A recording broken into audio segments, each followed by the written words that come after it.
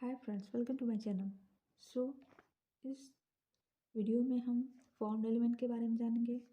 Formed element होते क्या हैं, इनका रोल क्या है ब्लड में, इनके स्ट्रक्चर क्या होते हैं एंड लॉट ऑफ थिंग्स। सो इसको समझने से पहले सबसे पहले हम ब्लड के बारे में जान लेते हैं। ब्लड होता क्या है, बिकॉज ये जो चैप्टर है या ये टॉपिक है वो सर्कुलेटरी सिस्टम से रिलेटेड है। सो ब्लड के मेनली टू कंपोनेंट्स होते हैं, plasma liquid substance and blood sales.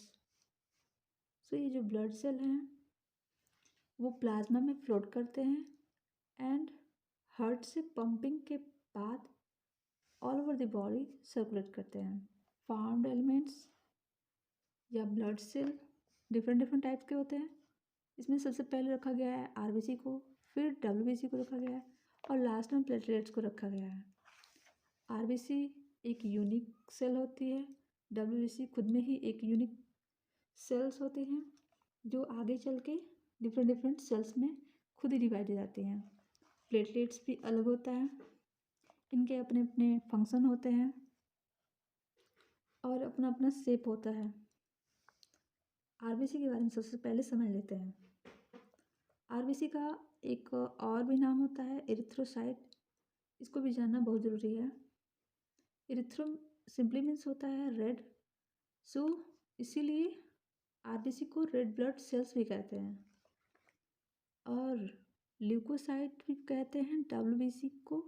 Leuco simply means होता है कलरलेस, इसीलिए डब्ल्यूबीसी को वाइट ब्लड सेल्स भी कहते हैं। ओके, यहाँ प्लेटलेट्स का भी अपना एक खुद का नाम है। प्लेटलेट्स को थ्रोम्बोसाइट्स भी बोलते हैं। ओके, तो first of all let's see about the RBC. So blood में इनका अपना एक, इन सभी का खुद का अपना एक फिक्स्ड अमाउंट होता है। Okay, so approximately 4 to 6 million पर mm³ रेड ब्लड्स के काउंट्स होते हैं, whereas in WBC 5 to 10,000 पर mm³। लाइफ स्पैन की बात करें तो 120 days is the life span of RBC. So first of all let's see the its origin. यहाँ पे क्वेश्चन ये भी बन सकता है कि आरबीसी की ओरिजिन कहाँ से होती है। तो सबसे पहले अगर देखा जाए तो bone marrow, red bone marrow होते हैं, वहाँ से आरबीसी हीमोपोइटिक सेल के थ्रू बनती है, फिर ब्लड में मैच्योर आरबीसी आ जाते हैं एंड 120 डेज के बाद जब इनकी लाइफ ख़त्म हो जाती है उसके बाद से ये स्प्लीन में जाके डेड हो जाते हैं। सो ये इनकी फिक्स्ड लाइफ है 120 दिन। नेक्स्ट पॉइंट ये है जो जो न्यूक्लियस होता है आरबीसी में वो एब्सेंट होता है। ये एक स्टार मार्क क्वेश्चन है। अगर एक आरबीसी को लेते हैं, आरबीसी को लेते हैं तो देखते हैं हम कि उसमें फ्रेगमेंट टाइप ऐसे ऐसे स्टेप्स होते हैं और उसमें हीमोग्लोबिन ऐसे से होता है। और अगर देखा जाए तो 28 लाख पर mm³ हीमोग्लोबिन लेते हैं और इसमें आयरन प्रेजेंट होता है और ये आयरन ही कॉजल एजेंट है to the red colour of RBC. अगर आयरन ना होता तो आरबीसी रेड ना होता। सो आयरन की वजह से ही आरबीसी रेड होता है। बात करें इसकी मेम्ब्रेन की तो इसकी मेम्ब्रेन यूनिक होती है। अगर अदर सेल्स को देखें ब्लड के या फिर बॉडी के अदर सेल्स को देखें तो वो बायोमेम्ब्रेन होते हैं, लिपिड बायोमेम्ब्रेन। ये आपने सेल वाले चैप्टर में पढ़ा होगा। अगर हम मेम्ब्रेन को देखें आरबीसी के तो ये सिंगल लेयर्ड ही होता है। तो इससे एक और बेनिफिट मिलती है, अगर हम डिटेल में अगर सेल मेम्ब्रेन की स्टडी करते हैं तो वहाँ पे हम आरबीसी को ही लेते हैं, इससे काफ़ी इजी हो जाता है।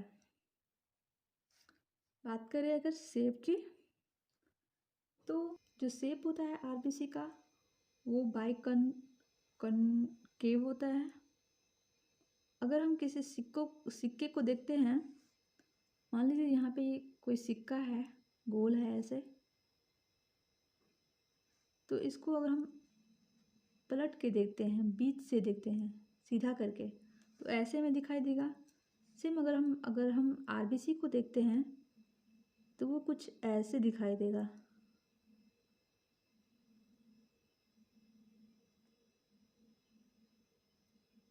यहाँ पे भी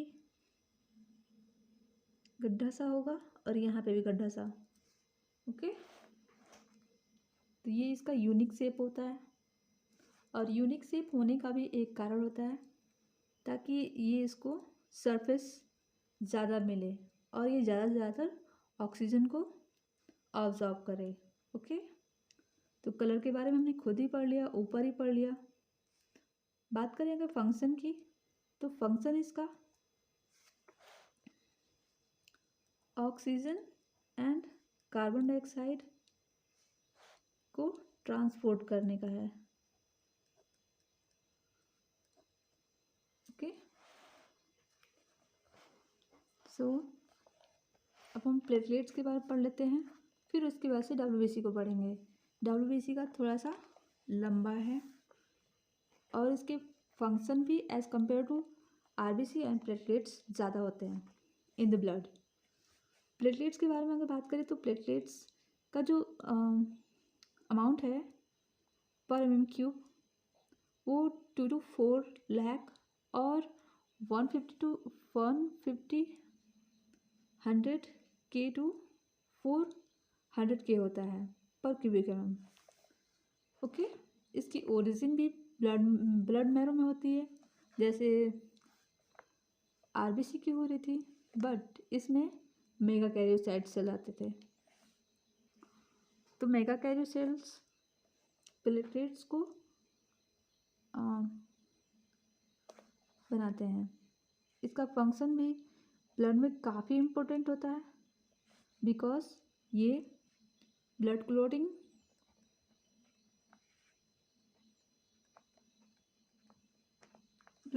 में पार्टिसिपेट करता है। थ्रोम्बोसाइट्स काफ़ी इम्पोर्टेंट होते हैं ब्लड क्लोटिंग में। Okay, now moving to the WBC. WBC का जो अमाउंट है पर क्यूबिक mm 5 to 10 K होता है, मीन्स 5 to 10,000 पर mm³। ओके, इसमें न्यूक्लियस प्रेजेंट होता है। आरबीसी में एब्सेंट था, बट इसमें प्रेजेंट होता है। इसके न्यूक्लियस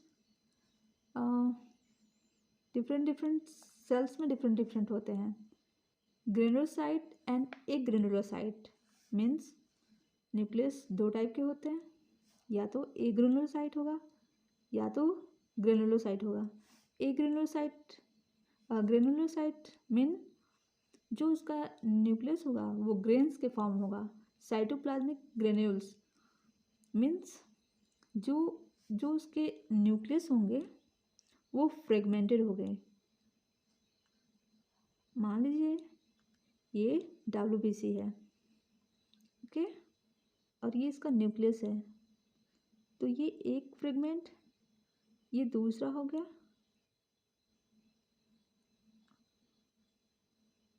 और ये तीसरा। ऐसे करके। Okay,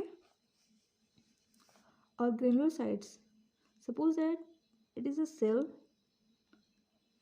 and a single nucleus like a other normal cell, इसमें कोई फ्रेगमेंट नहीं होती, तो इसीलिए इसको ग्रेनुलोसाइट और इसको एग्रेनुलोसाइट बोलते हैं। ग्रेनुलोसाइट की लाइफ स्पान फिक्स होती है और इसका अभी सही से पता नहीं चला है।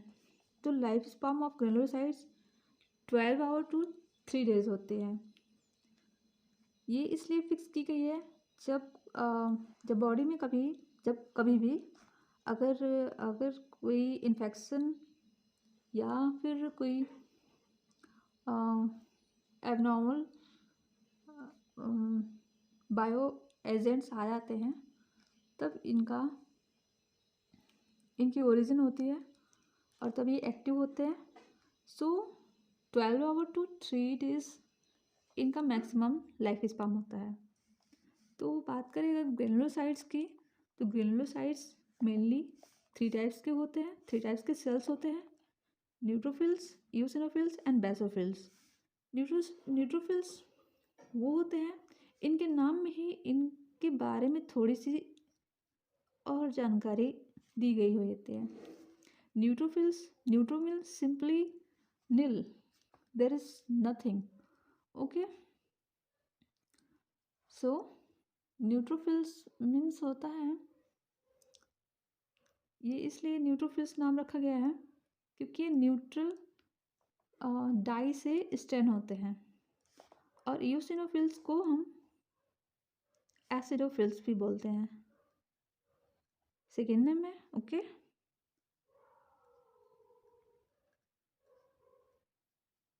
ये इसका सेकेंड नेम है। और बेसोफिल, तो इओसिनोफिल्स जो होते हैं वो एक एसिडिक मीडिया में, कहा ना नाम में ही इनका छिपा हुआ है, तो ये एसिडिक मीडिया में एसिडिक डाई में स्टेन होते हैं। और बेसोफिल एक बेसिक डाई में स्टेन होते हैं। ओके, इनके न्यूक्लियस भी डिफरेंट टाइप्स होते हैं। जो न्यूट्रोफिल्स होते हैं उसमें 3 to 5 लोब न्यूक्लियस होता है। जैसे अगर हम फिगर बनाते हैं तो 1 2 3 ऐसे 1 2 3। ओके, और इसका मेन रोल ये है कि ये एक फैगोसाइटोसिस की वर्क को परफॉर्म करता है। मीन्स ये एक फैगोसाइट सेल है। ओके, ये इम्यून रिस्पॉन्स में काफ़ी ज़्यादा ये पार्टिसिपेट करता है। जब भी कोई फॉरेन एजेंट आया तो वो इसको इनगल्फ कर लेगा। ओके, इओसिनोफिल्स बाइलोब्ड होते हैं, वैसे ही बेसोफिल भी बाइलोब्ड होता है। इओसिनोफिल्स डिटॉक्सिफिकेशन का भी वर्क करता है, साथ में एलर्जन रिस्पॉन्स का भी वर्क करता है। ओके, बेसोफिल एंटीकोगुलेंट फैक्टर की तरह भी वर्क करते हैं और साथ में इन्फ्लामेटरी रिएक्शन में भी पार्टिसिपेट करते हैं। Agranulocyte again divide into 2 parts, monocyte and lymphocyte. Monocyte is a most active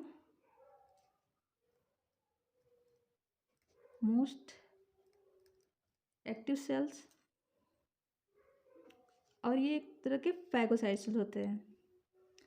तो जब भी कोई वायरस बैक्टीरिया कुछ भी आए तो सबसे पहले ये एक्टिव जाते हैं।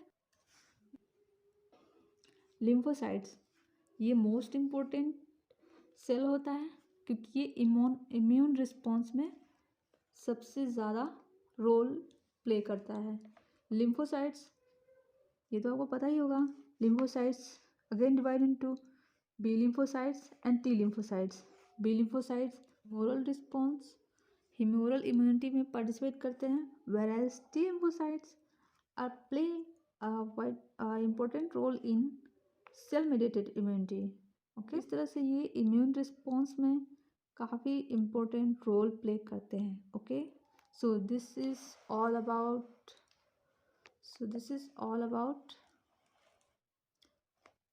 formed element. So thank you so much guys to watch it. Thank you.